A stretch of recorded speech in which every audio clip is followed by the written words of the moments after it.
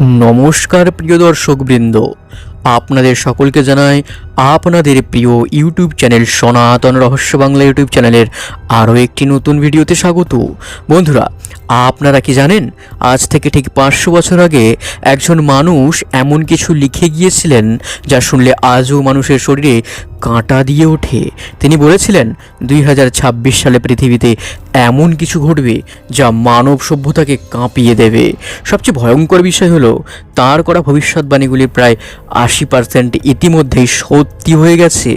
হিটলারের উত্থান, রাশিয়ার কুরস্ক সাবমেরিন ডুবে যাওয়া, বড় বড় ঐতিহাসিক ঘটনাগুলো নাকি আগেই লেখা ছিল সেই ভবিষ্যৎবাণীতে।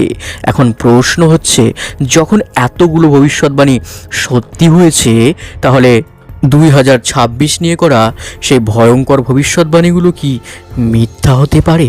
আজকের ভিডিওতে আমরা জানবো দুই বিখ্যাত ভবিষ্যৎ বক্তা নস্ট্রাদামাস এবং বাবা ভেঙ্গা, এই দুইজন সম্পূর্ণ আলাদা সময়ে জন্ম নিয়েও কেন একই সতর্কবার্তা দিয়েছিলেন পৃথিবীকে। কিন্তু তার আগে আপনাকে একটা প্রশ্ন করি, এই ভিডিওটি কি আপনি নিজে খুঁজে পেয়েছেন, নাকি ইউটিউব আপনার স্ক্রিনে সাজেস্ট করেছে আর আপনি ক্লিক করেছেন? কমেন্টে কিন্তু অবশ্যই জানাবেন। আর যদি সত্যি আপনি সনাতন ধর্ম, ইতিহাস এবং গোপন রহস্য সম্পর্কে জানতে ভালোবাসেন, তাহলে আপনাদের প্রিয় এই সনাতন রহস্য বাংলা ইউটিউব চ্যানেলটি সাবস্ক্রাইব করে রাখুন, ভিডিওটি লাইক করুন এবং শেয়ার করুন এখনই। কারণ এই চ্যানেলে আমরা নিয়ে আসি ইতিহাস, পুরানো ভবিষ্যতের রহস্যময় সব তথ্য। বন্ধুরা, অনেক মানুষ বিশ্বাস করেন 2026 মানব ইতিহাসের সবচেয়ে বিপজ্জনক বছর হতে পারে, কারণ দুই মহান ভবিষ্যৎ বক্তা নস্ট্রাদামাস ও বাবা ভেঙ্গা এই বছর নিয়ে দিয়েছেন একের পর এক সতর্কবার্তা। কিন্তু প্রশ্ন হচ্ছে, তারা কি সত্যিই ভবিষ্যৎ দেখতে পারতেন, নাকি এইগুলো শুধুই কাকতালীয় ঘটনা? এই প্রশ্নের উত্তর জানার আগে চলুন একটু জেনে নিই এই দুই ভবিষ্যৎ বক্তা সম্পর্কে। নস্ট্রাদামাস কে ছিলেন? নস্ট্রাদামাসের আসল নাম ছিল মিশেল দে নস্ট্রাদাম। তিনি ছিলেন 16শো শতাব্দীর একজন ফরাসি জ্যোতিষী ও চিকিৎসক। 1555 সালে তিনি একটি বই প্রকাশ করেন যার নাম ছিল লেস প্রোহেপেটিস। এই বইতে তিনি ভবিষ্যৎবাণী লিখেছিলেন 4 লাইনের কবিতার আকারে, যাকে বলা হয় কোয়াট্রেইন।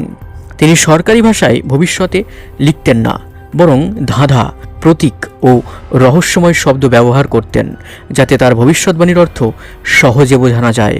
কারণ সেই সময় ভবিষ্যৎবাণী করা মানুষদের অনেক সময় শাস্তি দেওয়া হতো। এইবার জানব বাবা ভেঙ্গা কে ছিলেন। অন্যদিকে বাবা ভেঙ্গা ছিলেন বুলগেরিয়ার এক রহস্যময় নারী।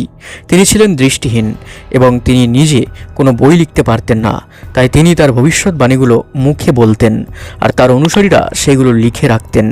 বাবা ভেঙ্গা দাবি করতেন তার কাছে ভবিষ্যতের খবর আসে অদৃশ্য শক্তি বা আত্মাদের কাছ হতে। এই দুই ভবিষ্যৎ বক্তার অনেক ভবিষ্যৎবাণী পরবর্তীতে সত্যি হয়েছে বলে দাবি করা হয়, যেমন লন্ডনের মহা অগ্নিকাণ্ড, হিটলারের উত্থান, ফরাসি বিপ্লব, হিরোশিমা ও নাগাসাকিতে পরমাণু হামলা। অন্যদিকে বাবা ভেঙ্গার কিছু ভবিষ্যৎবাণী 2001 সালের 9/11 হামলা, সোভিয়েত ইউনিয়নের পতন, কুরস্ক সাবমেরিন দুর্ঘটনা, আমেরিকার 44তম প্রেসিডেন্ট একজন কৃষ্ণাঙ্গ হবেন, যা পরে বারাক ওবামার নির্বাচনের মাধ্যমে সত্যি হয়েছিল। এখন আসি সবচেয়ে গুরুত্বপূর্ণ বিষয়ে।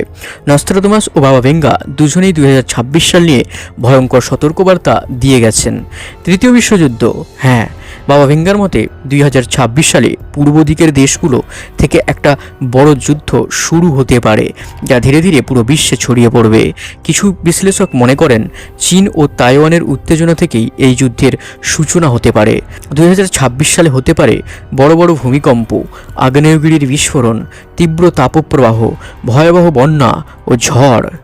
বাবা ভেঙ্গার মতে বিশ্ব অর্থনীতির সংকটে পড়তে পারে, ব্যাংকিং সিস্টেম দুর্বল হবে, ডিজিটাল কারেন্সির ওপর প্রভাব পড়বে, বিশ্বব্যাপী বেকারত্ব বাড়বে। বাবা ভেঙ্গা আরও দাবি করেছিলেন 2026 সালের মধ্যে মানুষ প্রথমবারের মতো ভিনগ্রহী প্রাণীদের সঙ্গে যোগাযোগ করতে পারে, যা মানব ইতিহাসের সবচেয়ে বড় আবিষ্কার হতে পারে। আরও একটি ভয়ঙ্কর ভবিষ্যৎবাণী তিনি করেছিলেন, আর্টিফিশিয়াল ইন্টেলিজেন্স বা এআই এবং রোবট মানুষের জীবনের প্রায় সব ক্ষেত্রেই প্রভাব ফেলবে, এতটাই শক্তিশালী হয়ে উঠবে যে মানুষ নিজেই মেশিনের ওপর নির্ভরশীল হয়ে পড়বে। নস্ট্রাদামাসও 2026 নিয়ে সতর্ক করেছিলেন, তার মতে ধর্ম ও জাতীয়তাবাদের কারণে বড় সংঘর্ষ হতে পারে, শক্তিশালী দেশগুলো অর্থনৈতিক সংকটে পড়বে, সমুদ্রপথে বড় দুর্ঘটনা ঘটতে পারে, পরিবেশের বড় ক্ষতি হতে পারে। বন্ধুরা, আপনি কি মনে করেন এই ভবিষ্যৎবাণীগুলো সত্যি হতে পারে, নাকি এগুলো শুধু কাকতালীয় গল্প? তা কিন্তু অবশ্যই নিচে কমেন্টে জানাতে একদমই ভুলবেন না। ভিডিওটি ভালো লাগলে লাইক করুন, শেয়ার করুন, চ্যানেলে নতুন হয়ে থাকলে চ্যানেলটি এখনই সাবস্ক্রাইব করুন আরও সব সনাতন কথা সব থেকে আগে পেতে। তো দেখা হচ্ছে পরের ভিডিওতে। সবাই ভালো থাকবেন। এই ভিডিওটি শেষ পর্যন্ত দেখার জন্য হৃদয় থেকে ধন্যবাদ।